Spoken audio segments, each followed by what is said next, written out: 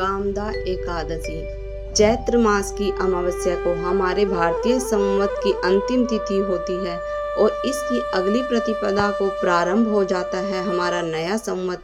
और भगवती दुर्गा के नवरात्रों के बाद आने वाली चैत्र के शुक्ल पक्ष की एकादशी को कामदा अर्थात सभी कामनाओं की पूर्ति करने वाला कहा गया है।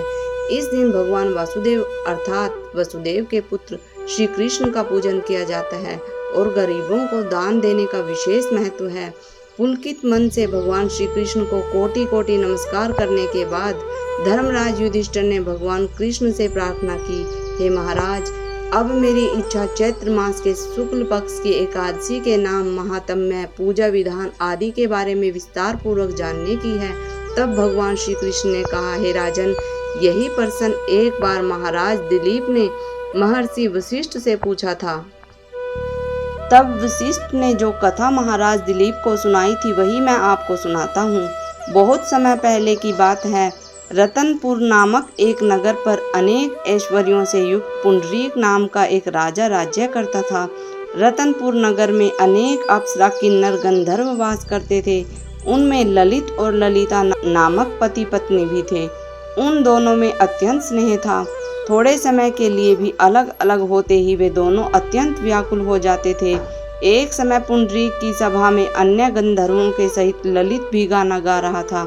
गाते गाते उसको अपनी प्रियतम ललिता का ध्यान आ गया। इससे ध्यान भंग हो गया और गायन का स्वरूप बिगड़ गया। ललित के मन का भाव जानकर करकोट नामक नाग ने पद भंग होने का कारण राजा से कह दिया। तब पुंडरीक ने क्रोध पूर्वक कहा कि तू मेरे सामने गाता हुआ अपनी स्त्री का स्मरण कर रहा है, अतः तू कच्चा मांस और मनुष्यों को खाने वाला राक्षस बनकर अपने किए कर्म का फल भोग। पुंडरीक के श्राप से ललित उसी समय विकराल राक्षस हो गया और उसका मुख अत्यंत भयंकर, नेत्र सूर्य और चंद्रमा की तरह प्रदीप्त और मुख से अग्नि निकलने लगी। सिर के बाल पर्वत पर खड़े वृक्षों के समान और भुजाएं अत्यंत लंबी हो गई। इस प्रकार उसका शरीर 8 योजन लंबा हो गया। राक्षस बनकर वह अनेक प्रकार के दुख भोगते हुए जंगलों में भटकने लगा। अब तो उसकी स्त्री ललिता भी अत्यंत दुखी होकर उसके पीछे पीछे भटकती रहती और तरह तरह से विलाप करती रहती। वह अपने पति के उद्धार का उपाय भी सोचती रहती थी। एक दिन ललिता अपने पति के पीछे पीछे चलते हुए विंध्याचल पर्वत पर श्रृंगी के आश्रम तक पहुंच गई। श्रृंगी ऋषि ने ललिता को देखकर पूछा, हे देवी, तुम कौन हो और यहाँ किस लिए आई हो? ललिता बोली, मुनिवर, मेरा नाम ललिता है। मेरा पति राजा पुंडरीक के श्राप से भयानक और विशालकाय राक्षस बन गया है। इसका मुझको बहुत दुख है। मेरे पति के उद्धार का कोई उपाय बतलाइए। ऋषि बोले, हे गंधर्व कन्या, अब चैत्र शुक्ला एकादशी आने वाली है जिसका नाम कामदा एकादशी है। उसका व्रत करने से मनुष्य के सब कार्य सिद्ध हो जाते हैं। यदि तुम कामदा एकादशी का व्रत करके उसके पुण्य को अपने पति को राजा का श्राप भी अवश्य में शांत हो जाएगा और तेरा पति शीघ्र ही राक्षस योनि से मुक्ति को प्राप्त होगा। चैत्र शुक्ला आने पर ललिता ने व्रत किया और द्वादशी को ब्राह्मणों के सामने अपने व्रत का फल अपने पति को देती हुई भगवान से प्रार्थना करने लगी, हे प्रभु, मैंने जो यह व्रत किया है इसका फल मेरे पति देव को प्राप्त हो, जिससे वह राक्षस योनि से मुक्त हो जाए।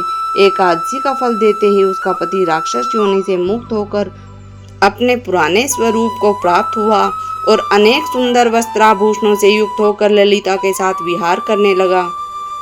उसके पश्चात वे दोनों एक दिव्य विमान में बैठकर स्वर्ग लोक को चले गए।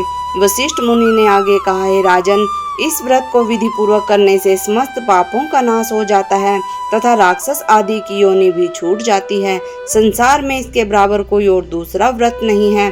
इसकी कथा पढ़ने या सुनने मात्र से ही वाजपेयी यज्ञ का फल प्राप्त होता है। बोलो विष्णु भगवान की जय। ओम जय जगदीश हरे, स्वामी जय दीनानाथ हरे, भक्त जनों के संकट, दास जनों के अवगुण, बंसरी वाला दूर करे। ओम जय जगदीश हरे, जो ध्यावे फल पावे, दुखे मन का, सुख संपत्ति घर आवे, सुख आनंद घर आवे, कष्ट मिटे तन का, ओम जय जगदीश हरे। मात पिता तुम मेरे, शरण गहूँ मैं किसकी, स्वामी शरण गहूँ मैं किसकी। तुम बिन और ना दूजा, प्रभु बिन और ना दूजा, आस करूँ मैं जिसकी। ओम जय जगदीश हरे। तुम पूर्ण परमात्मा, तुम अंतर्यामी, स्वामी तुम अंतर्यामी। पार ब्रह्म परमेश्वर, पार ब्रह्म परमेश्वर, तुम सबके स्वामी। ओम जय जगदीश हरे। तुम करुणा के सागर, तुम पालन करता, स्वामी तुम रक्षा करता। मैं मूरख खल कामी, मैं सेवक तुम स्वामी, कृपा करो भरता। ओम जय जगदीश हरे। तुम हो एक अगोचर, सबके प्राणपति, स्वामी सबके प्राणपति। किस विध मिलूं दयालु, किस विध मिलूं दया में, तुमको मैं कुमति। हरि ओम जय जगदीश हरे। दीन बंधु दुख हरता, ठाकुर तुम मेरे, स्वामी रक्षक तुम मेरे। मैं मूरख खल कामी, मैं सेवक तुम स्वामी, कृपा करो भरता। ओम जय जगदीश हरे। दीन बंधु दुख हरता, ठाकुर तुम मेरे। अपने हाथ उठाओ, दया कर शरण लगाओ, द्वार पड़ा मैं तेरे। ओम जय जगदीश हरे। विषय विकार मिटाओ, पाप हरो देवा, स्वामी कष्ट हरो देवा। श्रद्धा भक्ति बढ़ाओ, महिमा प्रेम बढ़ाओ, संतन हरि सेवा। ओम जय जगदीश हरे। ओम जय जगदीश हरे। स्वामी जय दीनानाथ हरे। भक्त जनों के संकट, दास जनों के अवगुण, बंसी वाला दूर करे। हरि ओम जय जगदीश हरे। बोलो विष्णु भगवान की जय।